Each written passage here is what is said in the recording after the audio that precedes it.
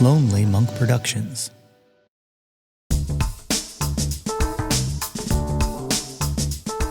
Welcome to Too Old, Too New, the music discovery podcast that brings you something old, something new, something Nate, something Bruce. I'm Nate Runkle, host of the Yo, That's My Jawn podcast, and with me, as always, is Bruce Warren of WXPN. The premise of this show is simple. Each week, we bring you 2 songs apiece.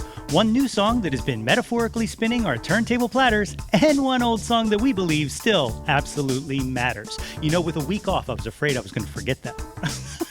You did well. You did fine. What's going on, pal? I'm noticing a very sore throat today. From? You know why? Were you at the Zach Bryan show? I was at the Zach Bryan show. How was last it? night in Philadelphia. And let me tell you, Bruce Springsteen being my number 1 favorite artist of all time, when he came out, I lost my shit and I just screamed like a maniac.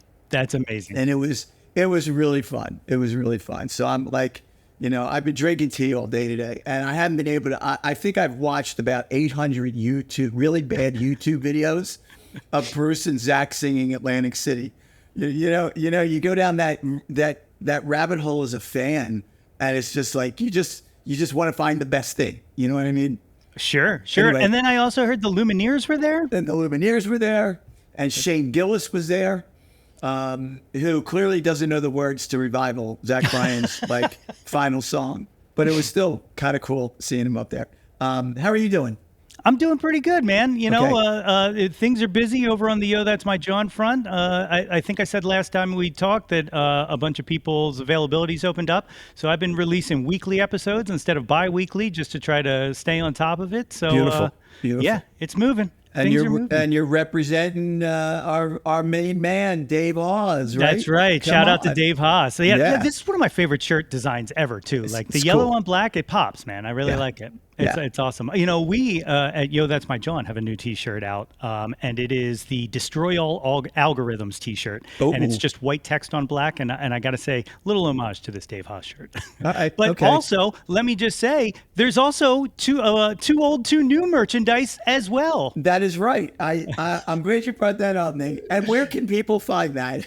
So the easiest way to track it down is if you go to www.yothat'smyjawn.com, there is a link to the merchandise store, and there is the Too Old, Too New logo tee. You can also get it on hats and all kinds of other cool things, stickers. So help yourself, knock yourself out, and welcome to the merchandise world. Excellent. Make you can do your holiday shopping really early and get in front of it. So there you go. All right. right. So let's rock. All right, man. Let's start with new, okay? Great. And for my new song, this is a song that I believe dropped this week, I think. And it blew me away, first of all, that it even exists, that it was even put together. And then I listened to it, and it blew me away all over again. And that is the new A$AP Rocky, Jessica Pratt collaboration, Hijack, all right? This comes from A$AP's new album, Don't Be Dumb, which is scheduled to release at the end of the month, but I never trust hip-hop release dates. But as of right now, it's August 30th. It's supposed to come out. It's got Jon Batiste on it as well, doing a little background and some piano work. And it is absolutely stellar. All right. A$AP is a fan of Jessica Pratt and was excited about this collaboration because he said she brings like a Portishead kind of Stevie Nicks vibe to the song, which I can't disagree with. It just sounds phenomenal. And the part I'm going to play for you as a snippet comes from the Jessica Pratt section because it just absolutely owns me sonically. So let's listen to a little Hijack right now. This is A$AP Rocky featuring Jessica Pratt. Been gone so long, I'm back to stay. No love is lost, I like to listen. And when I'm gone, you wish you stay. And when I'm gone, you wish you stay. And when I'm gone,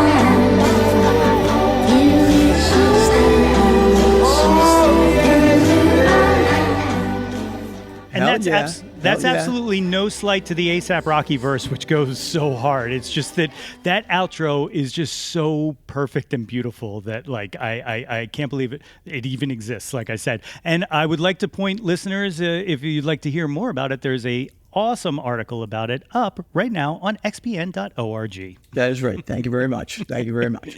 You're right. Wow, that's pretty cool. That's really cool. That's really great. I love when different artists, genre artists, kind of work together. So, and I look forward to hearing this record. Although I told you right before we actually turned the machine on here that my hip hop album of the moment is the new JPEG Mafia record. So, highly also recommend it. But do put your ears to Hijack. So there you go. Heck yeah. What do you got, my friend? What I got is a band that I discovered at the Newport Folk Festival 2 weekends ago. They're based in Richmond, Virginia. They're called Palmyra. And I guess one would say they are an Americana band. They play banjos and guitars, upright bass, all the proper elements of whatever that thing called authentic American roots music, Americana, country, folk, whatever. Palmyra just blew me away. Like, you go see bands sometimes and all of a sudden you're just in it with them. They're a 4-piece, a very, very charismatic, mostly lead singer. And I say mostly because one of the other members sings a couple of the songs in the band. I love their set so much that 2 days after Newport, I actually went back to see them here in Philadelphia at Johnny Brenda's. They were headlining a show that Brittany Ann Trambell was playing at. And once again, they kind of blew my mind. They have an EP. They were just signed to Oh Boy Records, which is John Prine's record label. So they kind of put out resurfaced. I think that's the word for it, right? An EP they put out in 23 with a new album coming in probably 25. So let's listen to this. This is, what's this? Speak. Yeah, it's called Speak. Shit, motherfucker. All right, time out. I have it. Can you leave this part in, right? Speak my mind. If you want me That's to. it. Speak my mind. Speak my mind. It's a really great fucking song, folks. Believe me, even though I forgot the name of it. Go ahead.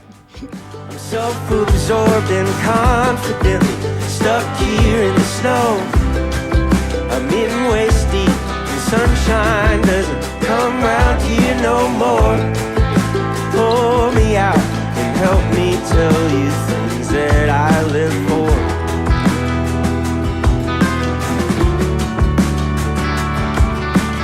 I'll grow up sometime,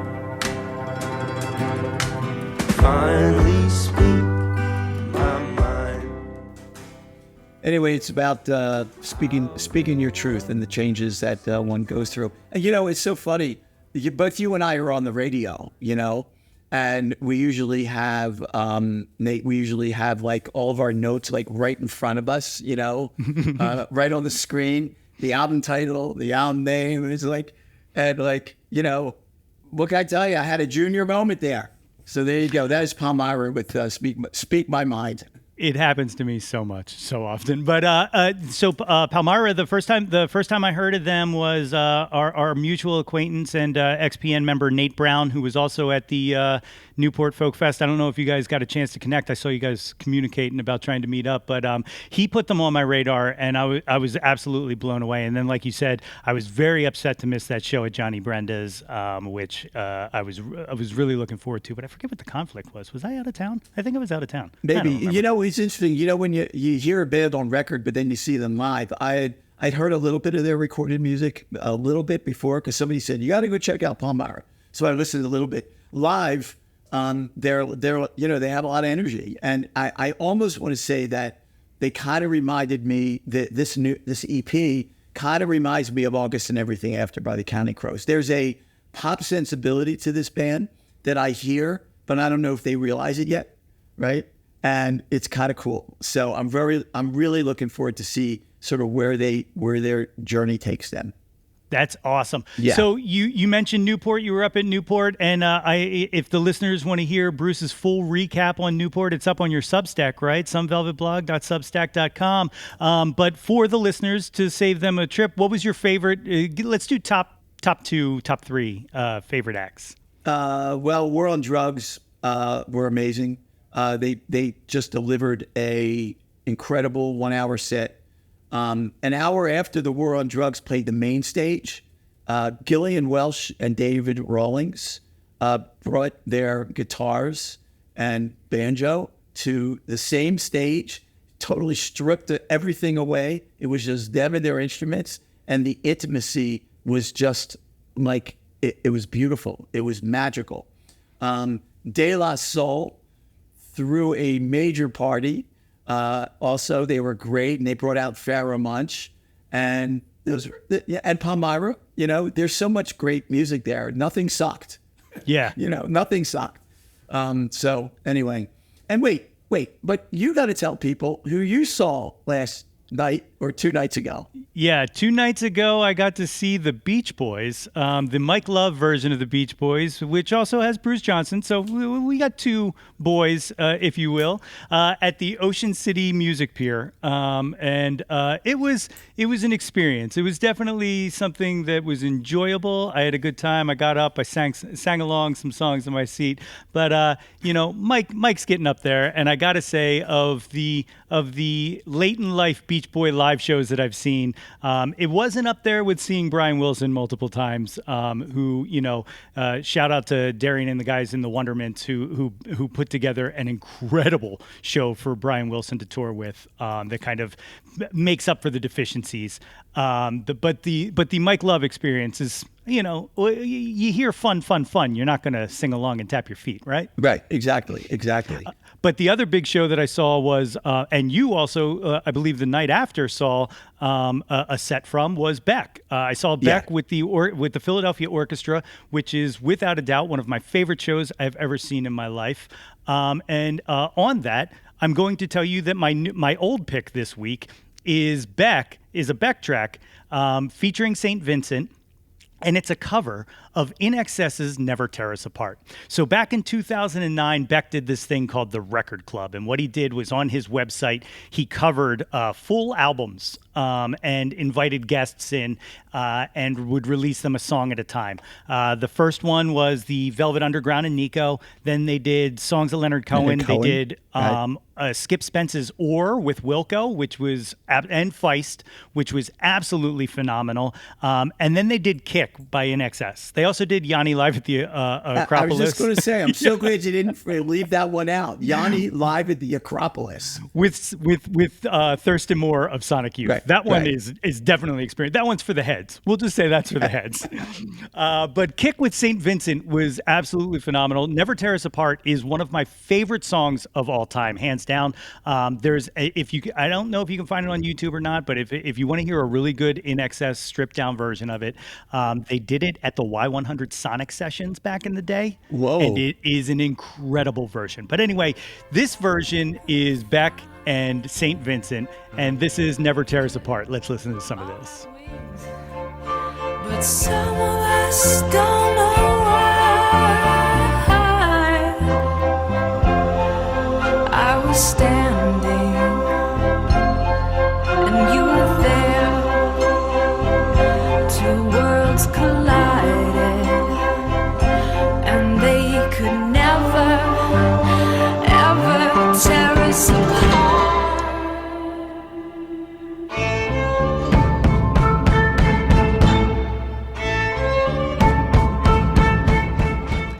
And of course, I selected this one because the orchestration was heavy on my mind, because that Beck set was absolutely incredible.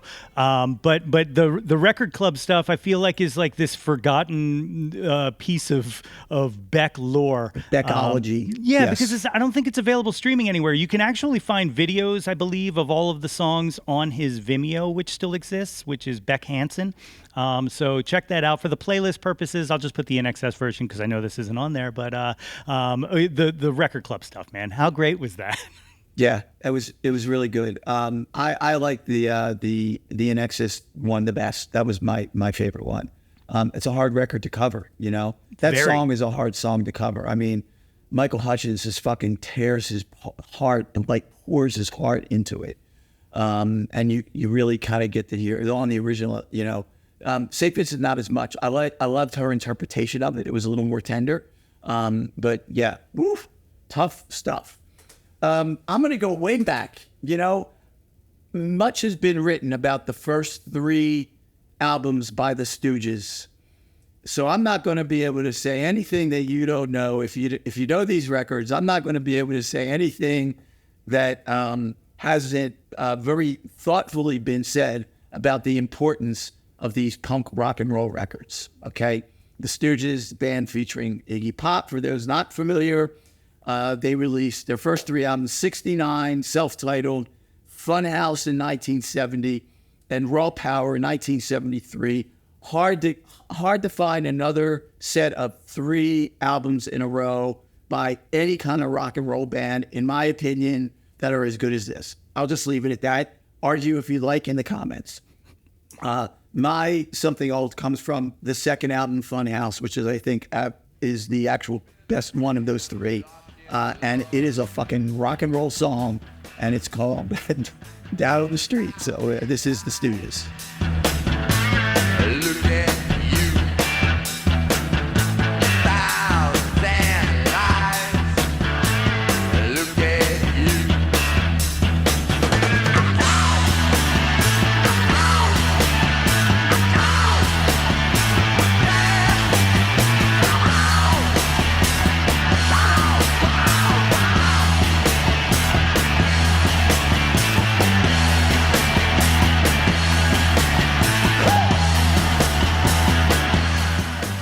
Just a relentless song. Dude, they were the best, the absolute best. As a matter of fact, I almost feel like in honor, I can't fix my in-ear, but I feel like I should take my shirt off, like just in tribute to Iggy. I saw them live in like 2009 or something like that on one of those reunion. Oh, that's right. They did tour. Yeah. And I think it was like the Virgin Music Fest or something like that. It was some sort of fest down in Baltimore. Right. Probably Virgin Mobile Fest. That's what it was. And my God, like just what a fierce force of nature. Like just absolutely incredible. Yeah. I only saw Iggy once, and that was at a South by Southwest. And it was, you know, it was everything I was hoping for. So he busted out all the Stooges stuff, all the classics. So, you know, anyway, there you go. That's it. We got another 4-banger for you. Don't forget the playlist will be updated with all of our choices. And I'll just put this announcement out there, but without spoilers.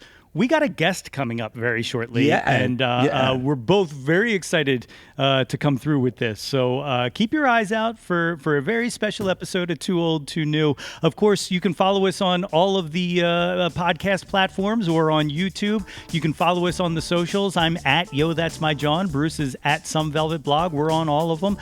You can also find Bruce every Saturday from 10 a.m. to 2 p.m. On WXPN, though this week you've been hustling hard on there covering for our pal Mikey V. Yeah. Are you in tomorrow? No. Okay. No. Okay. Yeah, Good. you know, people get vacation, people get COVID. So every once in a while I get the call off the bench, if you know what I'm saying. That's right. And you can hear me every Monday night from 5 to 8 p.m. on Why Not Radio. I think that's it. I think that's what we got, right? Right. All right, we will catch you next time, my friends. Bye-bye. Too Old, Too New with Nate and Bruce is a Lonely Monk production, produced and hosted by Nate Runkle and Bruce Warren. Please be sure to rate, review, and subscribe to the show on your podcast provider of choice. If you have any music you think we should hear, or if you would just like to reach out to us, please feel free to email us at tooldtoonewmusicpod@gmail.com. And as always, thanks, and we will catch you next time.